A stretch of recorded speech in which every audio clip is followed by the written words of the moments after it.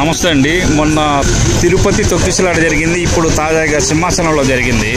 అంటే ఇదేమన్నా మన వేరే నెగిటివ్గా ఏమైనా వెళ్తుందా? అంటే ప్రభుత్వ వైఫల్యం లాంటివి ఇట్లాంటివి ఏమైనా ఉన్నాయంటారా? దేవాదాయ శాఖ కొంచెం చర్యలు తీసుకొని కొంచెం జాగ్రత్తలు తీసుకున్నట్లయితే బాగుంటుంది. వాళ్ళు తీసుకోలేదు కనుకనే ఇటువంటి దుర్ఘటనలు జరిగే సందర్భాలు కూడా ఉన్నాయి. అయినా వర్షాలు 3 రోజుల క్రితం నుంచి వర్షాలు పడుతున్నాయి అంటే మరి అక్కడ ఇవాళ అక్షయ తృతీయ ఉంది కనుక మరి అక్కడ దేవుడికి చంద్ర స్నానాలు, అభిషేకాలు అవన్నీ జరుగుతాయి కనుక మరి దేవాదాయ శాఖ వాళ్ళు అక్కడ జాగ్రత్తలు తీసుకోవాలి. తిరుపతి దేవస్థానమే కానీ మరి ఇప్పుడు వైజాగ్లో దేవస్థానానికే కానీ జాగ్రత్తలు తీసుకోకపోవడం అది దేవాదాయ శాఖ వైఫల్యమే అవుతుంది. మరి పవన్ కళ్యాణ్ గారు ఏం చేస్తున్నారు, అండ్ నారా చంద్రబాబు నాయుడు గారు ఏం చేస్తున్నారు, లోకేష్ గారు ఏం చేస్తున్నారు కొంచెం చూసి వాళ్ళ కుటుంబాలకి 1,50,000 2 లక్షలు ఇస్తే అవి చావు ఖర్చులతో మట్టి ఖర్చులతో వస్తాయి. కానీ అలాగే అవసరంలో దేవాదాయ శాఖలో జాబులు కూడా ఇస్తామని ప్రకటించారు. కానీ ఇంకా కొంచెం మెరుగైన కార్యక్రమాలు చనిపోయిన వ్యక్తుల కుటుంబాలకి, మరి దెబ్బలు తగిలి స్వల్ప గాయాలు తగిలి ఇబ్బందులు పడుతున్న వాళ్ళకి, బాగా దెబ్బలు తగిలి ఇబ్బందులు పడుతున్న వాళ్ళకి, వాళ్ళ కుటుంబాలను కొంచెం మన గవర్నమెంట్, ఆంధ్రప్రదేశ్ గవర్నమెంట్ ఆదుకుంటే బాగుంటుందని నేను కూడా ఆశపడుతున్నాను.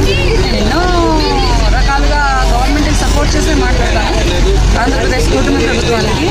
కానీ వాళ్ళకి నేను చెప్పుకునే రిక్వెస్ట్ ఏంటంటే ఇది మాత్రం అక్కడ వైఫల్యం, దేవాదాయ శాఖ వైఫల్యం. గవర్నమెంట్కి తెలీదు కానీ ఇది దేవాదాయ శాఖ వైఫల్యం.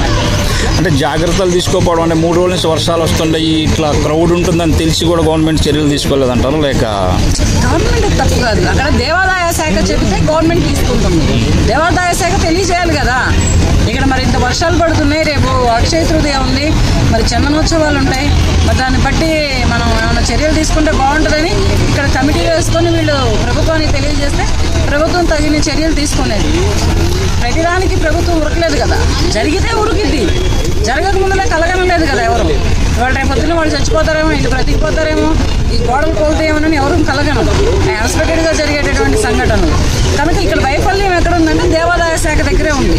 కనుక వీళ్ళు ఈసారి ఇటువంటి దుర్ఘటనలే కానీ ఇటువంటి సన్నివేశాలే కానీ జరగకుండా జాగ్రత్తగా తీసుకొని, ఇప్పుడు పోయిన ప్రాణాలను ఎలాగో తీసుకురాలేము కనుక దెబ్బలు తగిలిన వాళ్ళకే కానీ స్వల్పకాయాలు తగిలిన వాళ్ళకే కానీ సరైన ట్రీట్మెంట్ ఇస్తూ చనిపోయిన వాళ్ళటువంటి కుటుంబాలకి మరి తల్లిలే కొడుకుల కన్నా తల్లులు ఎంత కడుపు సోకాన్ని అనుభవిస్తున్నారో, భార్య పిల్లలు ఉన్నటువంటి భార్యలు ఎంతటి గుండెపోతను అనుభవిస్తున్నారో తెలుసు కనుక దానికి సరైన న్యాయం చేస్తే బాగుంటుందని నేను గవర్నమెంట్ని కూడా కోరుకుంటున్నాను. ఎక్స్ పార్టీ వాళ్ళు వచ్చి మనకి ఎత్తుపోతలు పోయకుండా, మన పనితనాన్ని వాళ్ళు ఏలెత్తి చూపించకుండా సరైన న్యాయం చేస్తే బాగుంటుందని నేను మరి పవన్ కళ్యాణ్ సనాతన ధర్మం అని ఎక్కడెక్కడో బంగ్లాదేశ్లో హిందువులు చచ్చిపోతే అది ఇది అంటున్నారు. మరి ఇక్కడ చచ్చిపోయిన దానికి బాధ్యత మరి స్వీకరిస్తారు. స్వీకరించకుండా ఎలా ఉంటారు? ఎక్కడో బంగ్లాదేశ్లో జరిగిన దానికి అంతటి హోరెత్తినటువంటి పవన్ కళ్యాణ్ గారు ఇప్పుడు మన ఆంధ్రప్రదేశ్లో వైజాగ్లో జరిగిన దానికి తప్పకుండా చర్య తీసుకుంటారు, తీసుకోవాలని కూడా నేను కూడా కోరుకుంటున్నాను. మరి తిరుపతి జరిగిన కొద్ది రోజులకే ఇది జరిగింది, మరి దీన్ని ఎట్లా తీసుకోవాలి? ఏపీలో ఏమన్నా వేరే మీనింగ్ అని వెళ్తుందా? అంటే అపచారం లాంటి ఇట్లాంటివి ఏమన్నా? అపచారాలు ఏముంది, అది టైం అదేం వర్షాలు పడటం ఇది ఏమైనా కానీ టైం అనుకోవడం అంతేగాని దీనికి అపచారాలు, గ్రహచారాలు, ఇంకొకచారాలు అంటే ఏమీ ఉండవు. వీటికి వెటకారాలను ఏమీ యాడ్ చేయకుండా దీన్ని పాజిటివ్గా తీసుకొని నెగిటివ్ చేయకుండా ఇప్పుడు ఉన్నటువంటి ప్రభుత్వం బాగుంది, బాగా చేస్తుంది. కానీ దీనికి కొంచెం వాళ్ళు తెలుసుకుంటే బాగుండేది. ఏంటంటే ఇక్కడ దేవాదాయ శాఖ అది 100% తప్పు. దీన్ని నేను ఖండిస్తున్నాను.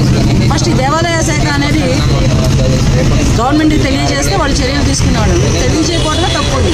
కనుక దీనిని ఖండిస్తూ వాళ్ళకి న్యాయం జరిగితే బాగుంటుందని నేను కోరుకుంటున్నాను. ఓకే.